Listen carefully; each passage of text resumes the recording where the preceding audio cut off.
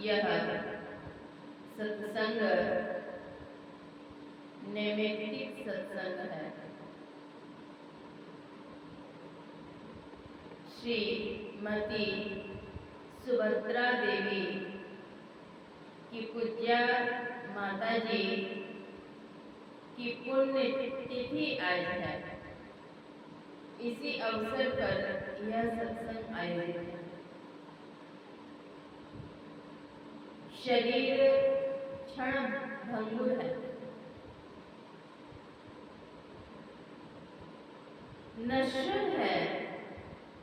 पंच भौतिक काया क्षिति जल पावक गगन और समीर से निर्मित जो यह काया है, यह क्षण भंगुर है। कब यह छूट जाए ठिकाना नहीं। इसकी कोई निश्चित तिथि तय नहीं है। हाँ, ईश्वर के खाते में है, लेकिन हम आप नहीं जानते हैं कि शरीर कब छूटे जाएगा। लेकिन छूटना अवश्यंभावी है। यह मृत्यु लोक है। संतों ने संसार को दुखालय कहा, अर्थात दुखों का घर है यह।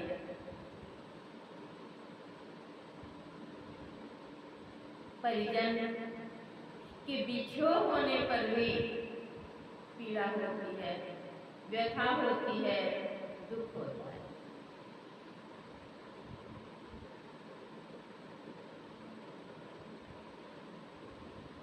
एक न एक दिन शरीर छूटेगा। आए हैं सो जाएंगे,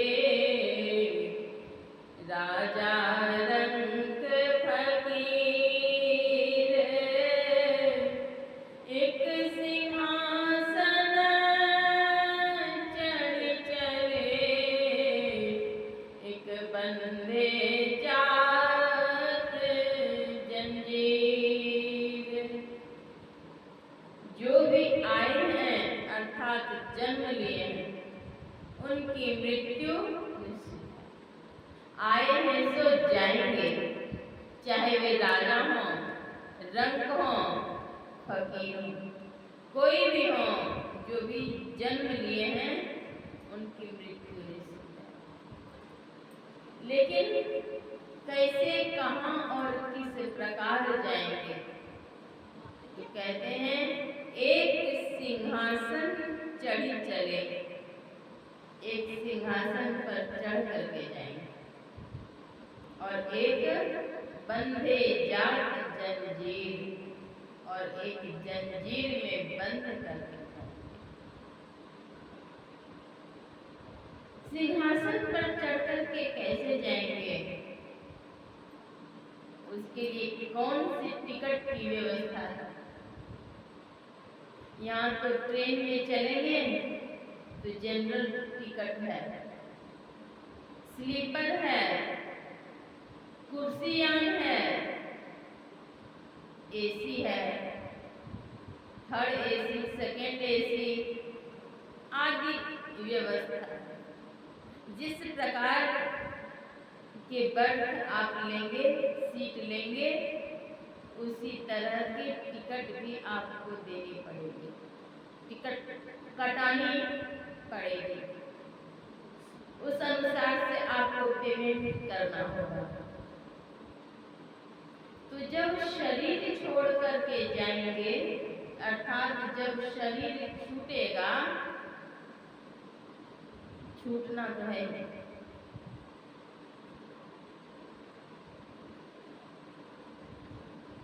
यह शरीर जो छूटेगा,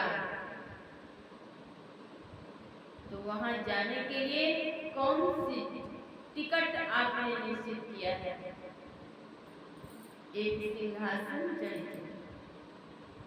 धर्मराज है टिकट कलेक्टर।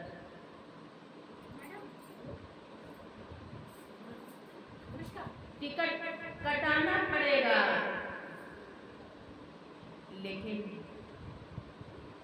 क्या इसकी व्यवस्था किए? अगर नहीं किए तो करनी पड़ेगी, क्योंकि शरीर तो छूटेगा और कहाँ जाएगा? यम के मुगले की मार खाएंगे, क्या करेंगे? जैसा कर्म करेंगे वैसा ही टिकट निश्चित है। उस टिकट के लिए, सिंहासन वाली टिकट के लिए क्या करनी पड़ेगी? तो शुभ कर्म करना पड़ेगा, भक्ति करनी पड़ेगी, तभी वह टिकट मिल सकती है। कर्म के अनुसार फल मिलता है। एक महात्मा थे, वे मौन रहते थे और मौन रहकर साधना करते थे। घर से सुदूर जंगल में जाकर एकांत में वे साधना करते थे। कोलाहल, नगर के कोलाहल से दूर होकर जब वे साधना कर रहे थे, एक दिन ऐसा होता है कि एक बार कुछ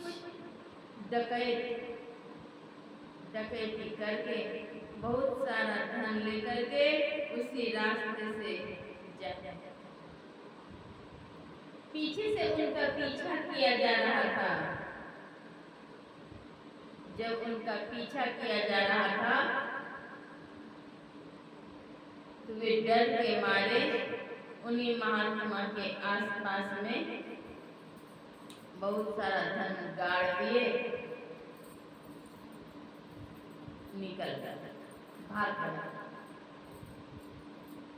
जो पीछा कर रहे थे वे महात्मा जी से पूछते हैं, महात्मा जी इसी रास्ते से डकैत गए हैं क्या?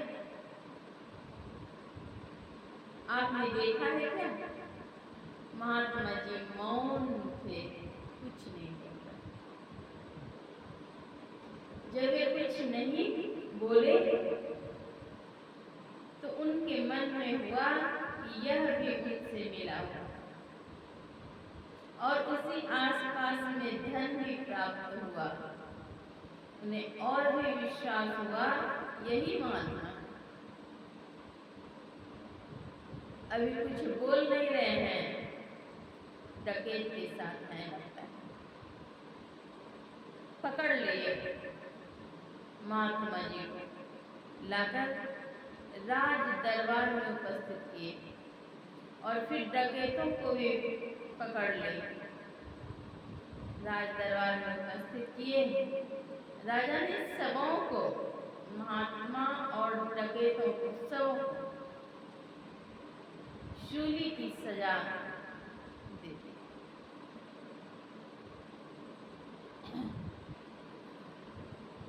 शूली की सजा मिली, सबों को सूली पर चढ़ाया गया। डकैत तो खत्म हो गया, उनका शरीर समाप्त हो गया और ये महात्मा जी, मौनी महात्मा, उसी शूली पर चढ़े हुए ही भजन में लीन रहने लगे। मृत्यु नहीं हुई उनकी। राजा ने देखा कि इनकी मृत्यु नहीं और उसी पर वे ध्यानस्थ हैं, साधना कर रहे हैं। का मुझसे बड़ी भूल हो गई है तो महात्मा जी को शूली की सजा देना ठीक नहीं। महात्मा जी तो अपराधी नहीं होते हैं, निरपराध होते हैं वे।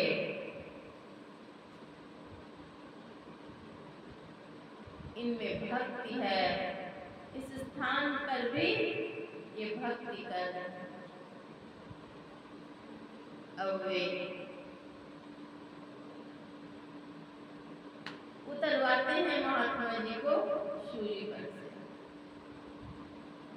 उतारने के बावजूद थोड़ी सी अणी उनके शरीर में लगा रहा।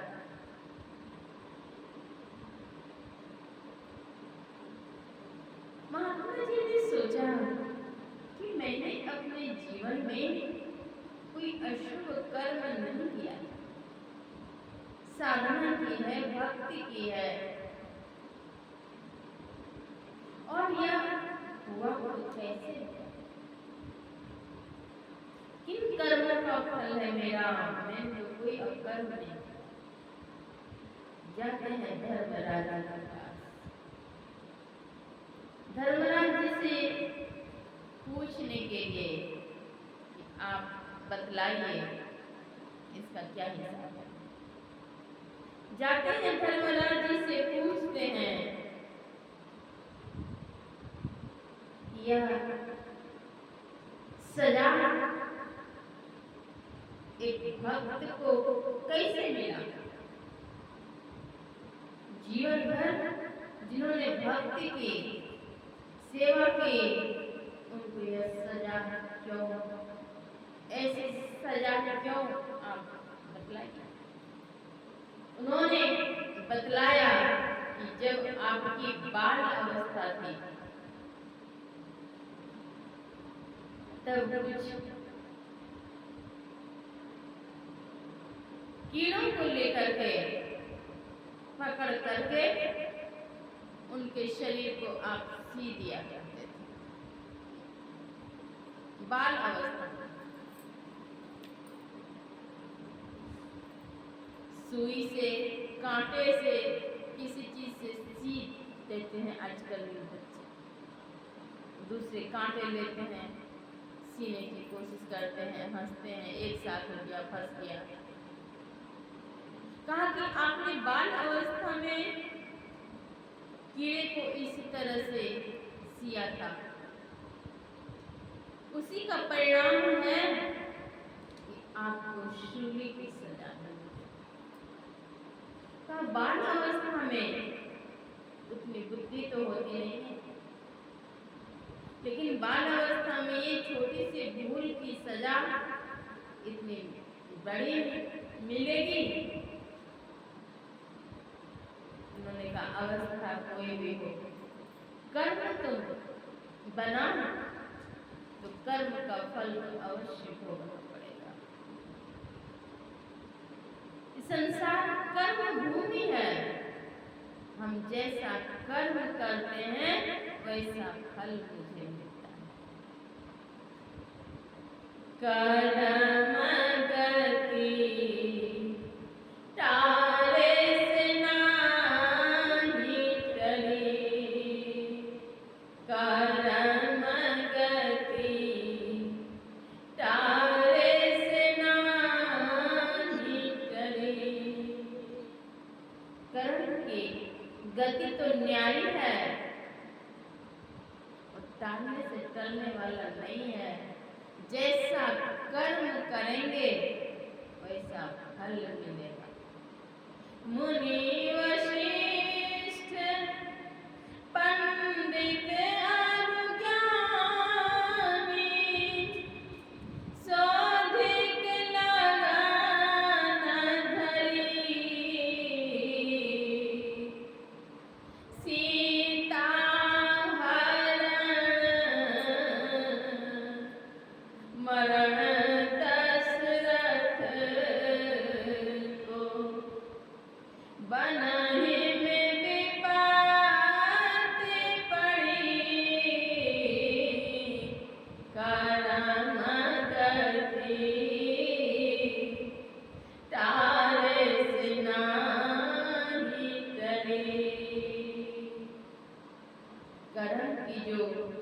गति है वह टालने से नहीं चलेगा। तुलसी यह तन खेत है, मन वच कर्म किसान। पाप पुण्य दुई बीज है, गुहै सो लुणै निदान। संत शिरोमणि गोस्वामी तुलसीदास जी महाराज कहते हैं, तुलसी यह तन खेत है। इस शरीर रूपी खेत में मन, वचन और कर्म किसान है। मन, वचन, कर्म किसान।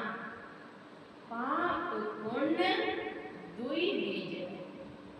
ये दोनों बीज हैं, पाप और पुण्य। इन दोनों बीज में हम जैसा बीज डालेंगे वैसे फसल उगाएंगे, वैसा ही फसल मुझे मिलेगा। बीज बोते हैं थोड़ा सा, लेकिन फसल हम बहुत मात्रा में करते हैं। उसी प्रकार से पाप अथवा पुण्य का बीज हम अल्प मात्रा में भी बोते हैं तो उसका फसल बहुत मात्रा में प्राप्त होता है। इसलिए जानने की आवश्यकता है, समझने की आवश्यकता है कि हम कैसा बीज बोएं, कैसा बीज होना चाहिए। जैसा बीज बोएंगे वैसा फसल काटेंगे। तो कौन चाहते हैं कि दुख हो? सभी कोई सुख चाहते हैं। जैसे सरसी लौकी छिन पानी छिन आग, तैसे सुख दुख जगत के सहजो तू तज भाग। सुख और दुख का पहिया सदैव चलता रहता है। कर्म के अनुसार फल मिलता है। इसलिए सदैव सावधान रहने की आवश्यकता है कि मुझसे कोई अपकर्म तो नहीं बन रहा है, मुझसे कोई भूल तो नहीं हो रही है, मुझसे कोई अपराध तो नहीं हो रहा है।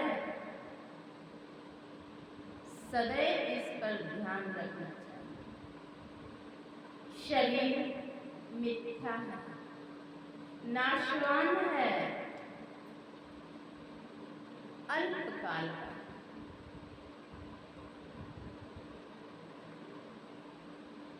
इस अल्पकाल में अगर हम शुभ कर्म नहीं कर पाते हैं तो दुख अवश्यंभावी है। कर्म के अनुसार फल निश्चित रूप से मिलता है। जाहि शरीर माहि तू अनेका सुख मानी रहियो, तू अनेका सुख मानी रहियो। ताहि तू विचार आवे कौने बा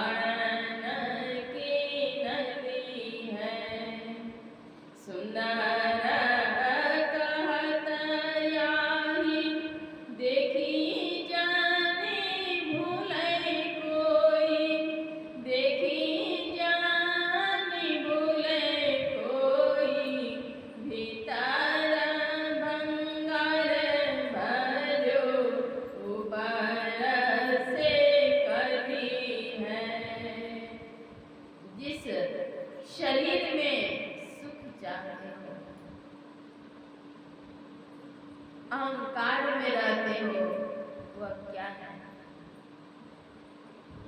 अस्थि, मज्जा, मेद, रक्त, पीव, मल, मूत्र, थूक, खखार, आंसू से निर्मित यह शरीर।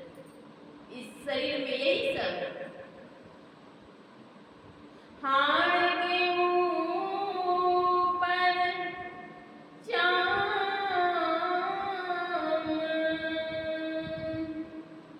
चाम के ऊपर रंग है, अरे हारे पलटू जय है जीव के कौन संग है। हाड़ के ऊपर चाम, हड्डी के ऊपर चमड़ा है, चमड़े के ऊपर रंग है, काला, गोरा आदि। हाड़ के ऊपर चाम, चाम के ऊपर रंग है, अरे हाँ रे पलटू। पलटू दास जी महाराज कहते हैं कि जय है जीव अकेले।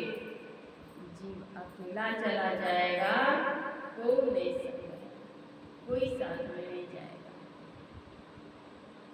साथ क्या जाएगा? तन धन अथवा धरा धाम कुछ नहीं, मात्र एक भगवान नाम। भगवान नाम ही समझ जाएगा। सत्संग में जाने से ज्ञान होता है, क्या ग्राह्य है, क्या त्याज्य है, क्या करना चाहिए, क्या नहीं करना चाहिए। विवेक क्या है, वैराग्य क्या है। बिनु सत्संग विवेक न होई। बिना सत्संग के सार असार का ज्ञान नहीं होगा। बिनु सत्संग विवेक न होई, राम कृपा बिनु सुलभ न सोई। और वह सत्संग भी राम की कृपा के बिना सुलभ नहीं हो सकता। ताते स्वर्ग अपवर्ग सुधर, धैर्य तुलारी के अंग, तुलन तारे सकल मिले, जो सुख लव सत्संग। स्वर्ग और मोक्ष के सुख को तराजू के एक पलड़े पर और पलवर के सत्संग के सुख को तराजू के दूसरे पलड़े पर रखा जाए तो भी पलवर के सत्संग के सुख के लव अंश मात्र भी बराबर नहीं हो सकते। राम बुलावा भेजिया, दिया कबीरा रोय, जो सुख साधु संग में, सो बैकुंठ न होय। जो सुख साधु संग में होता है, वह सुख बैकुंठ में।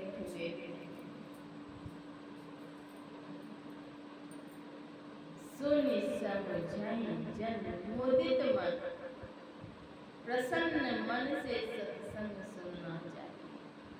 मत जय अति अनुराग, अति अनुराग के साथ लहई चार फल, तब चार फलों की प्राप्ति होगी, अर्थ धर्म काम और मोक्ष। लहई चार फल, अछत तनु साधु समाज प्रयास, चारों फलों की प्राप्ति होगी। मज्जन फल देखिए तत्काला, काक होई पिक बकऊ मराला। कौआ कोयल हो जाता है, अर्थात कटु आदि मृदु आदि हो जाता है। मज्जन फल देखिए तत्काला, काक होई, कौआ कोयल हो जाता है, बगुला हंस हो जाता है, लेकिन संतों की वाणी को आत्मसात करेंगे तब। एक बूढ़े व्यक्ति थे, उनके 7 पुत्र थे। गरीबी थी घर में, लेकिन आपस में बड़ा मेल था। एक दिन सभी पुत्रों के साथ जंगल पर थे। वहां पर एक वृक्ष के नीचे बैठ जाते हैं और अपने बेटे को कहते हैं, रे तुम चावल लाओ, किसी को कहते हैं दाल लाओ, किसी को कहते हैं सब्जी लाओ, लकड़ी लाओ, चूल्हा तैयार करो। सातों को सब काम बतला देते हैं। उनके पुत्र ने कोई तर्क नहीं किया। जंगल में कहां से रहेंगे, है नहीं, कोई तर्क नहीं किया। जैसे आदेश मिला वे सब कर लाने के।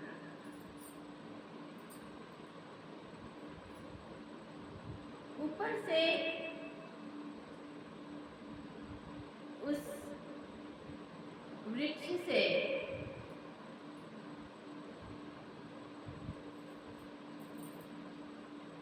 भूत देख रहा,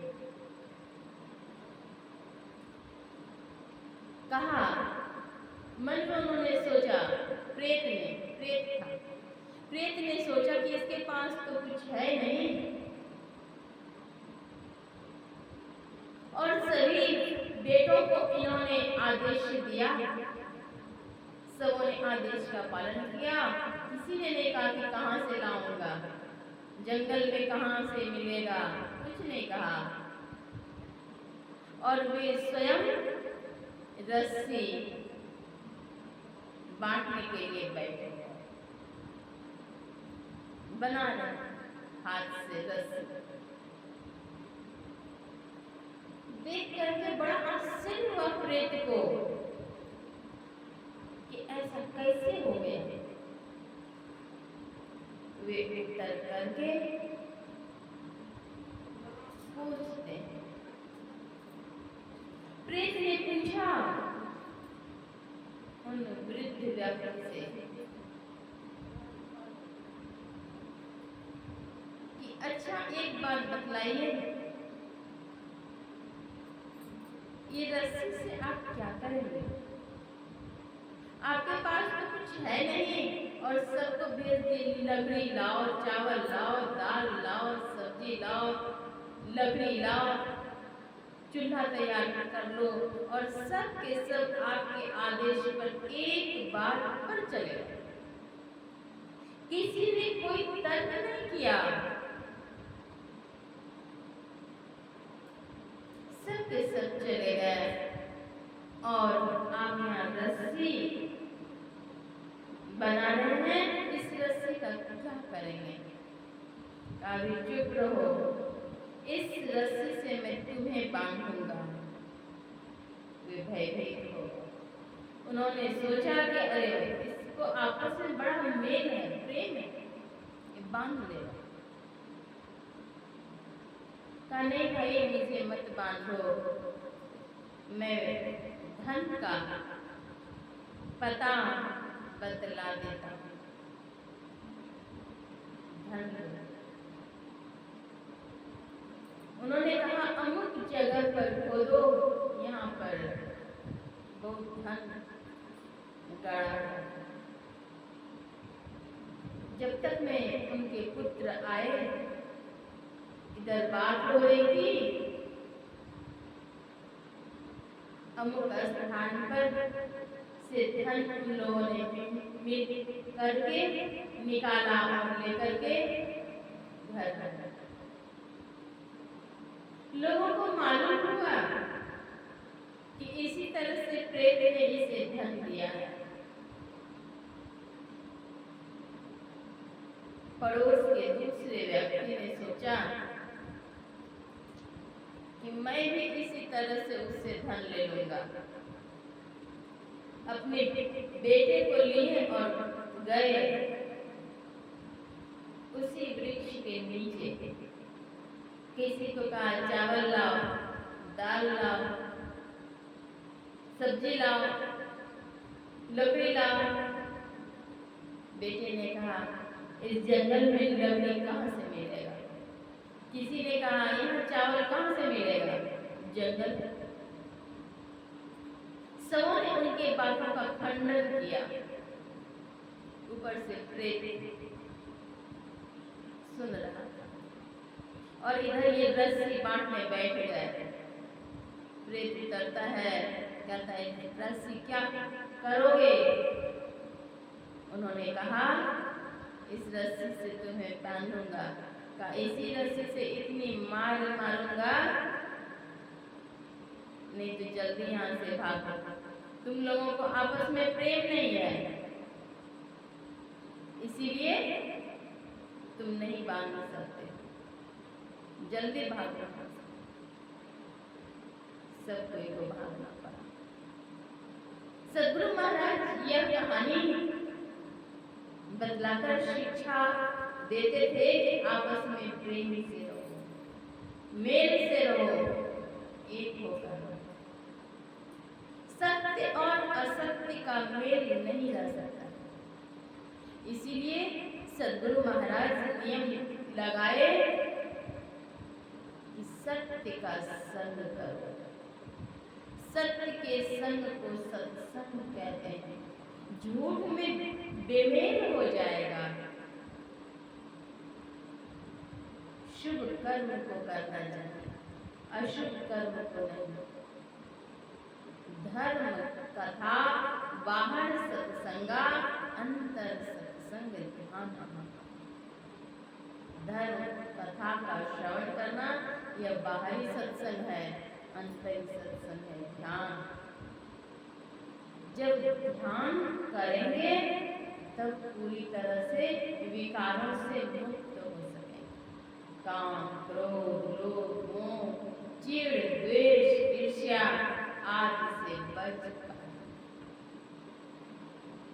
इसलिए दोनों प्रकार के सत्संग को करें और ध्यान करेंगे तभी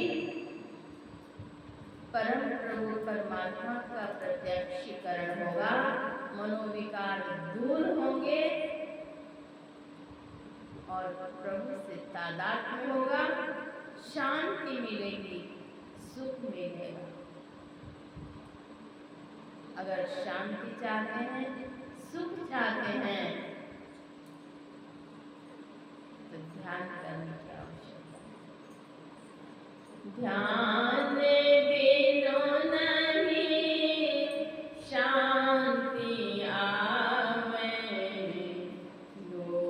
लोगहु की तरह घिरे।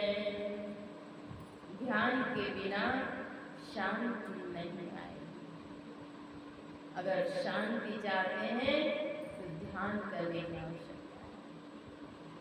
वह ध्यान जो कि परम प्रभु परमात्मा से तादात्म्य की स्थिति उत्पन्न करता है। तो तादात्म्य के लिए, दुखों से मुक्ति के लिए ध्यान करें। या कैसे जाने तो संत सद्गुरु के पावन चरणों में जाकर उनका शिष्यत्व ग्रहण करें।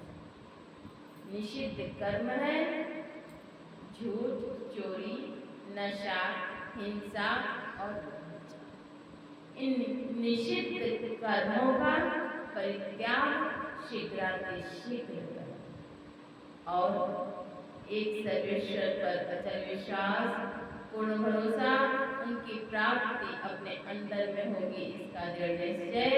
सद्गुरु की निष्कपट सेवा, सत्संग और दृढ़ धर्माभ्यास, ये पंच वैदिक कर्म है। इन वैदिक कर्मों को कर जीवन क्षणभंगुर है, लेकिन इसी मानव जीवन में रह करके यह साधना कर सकते हैं। 84 लाख प्रकार की योनियों में भ्रमण करने के पश्चात यह उत्तम शरीर परम प्रभु परमात्मा की अहेतुकी कृपा से मिला। बारे बारे नरे देह नहीं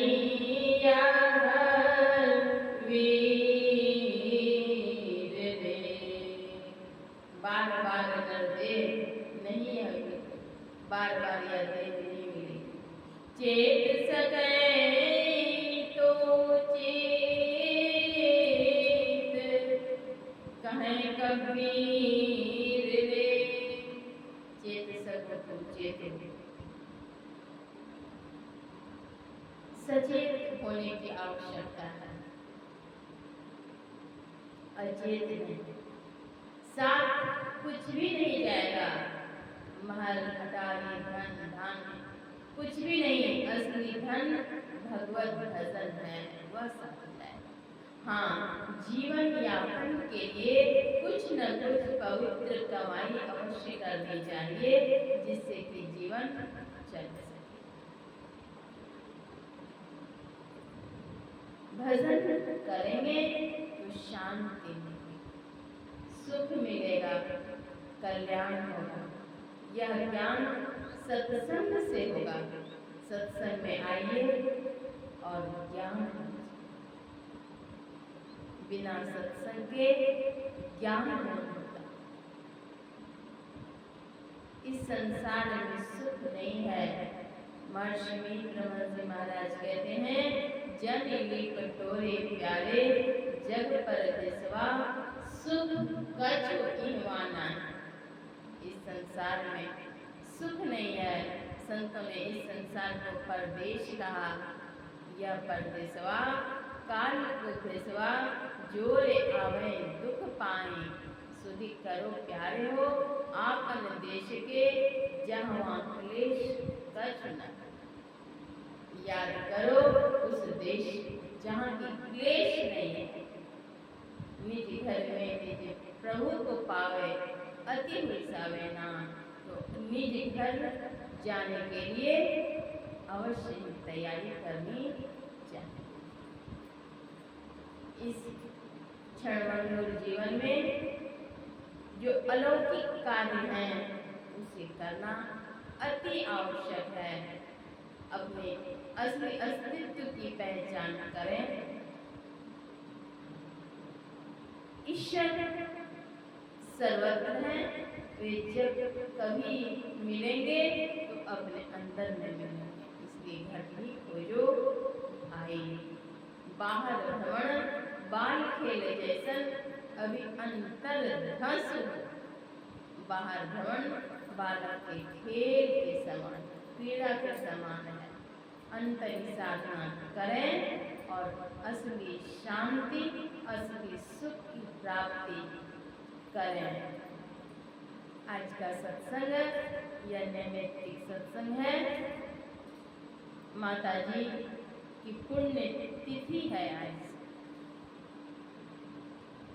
इन्होंने अपने सभी बच्चों को आध्यात्मिक ऊर्जा दी, अध्यात्म ज्ञान दिया।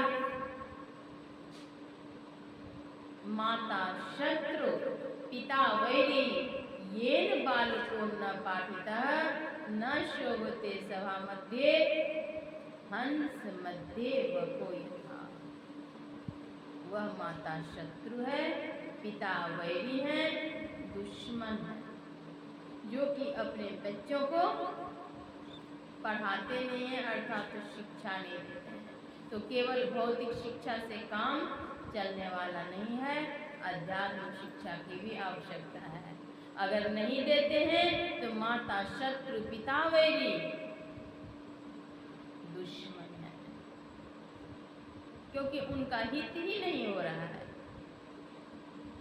वे शोभाहीन हो जाते हैं। तो इन्होंने अपने बाल बच्चों में ज्ञान दिया, स्वयं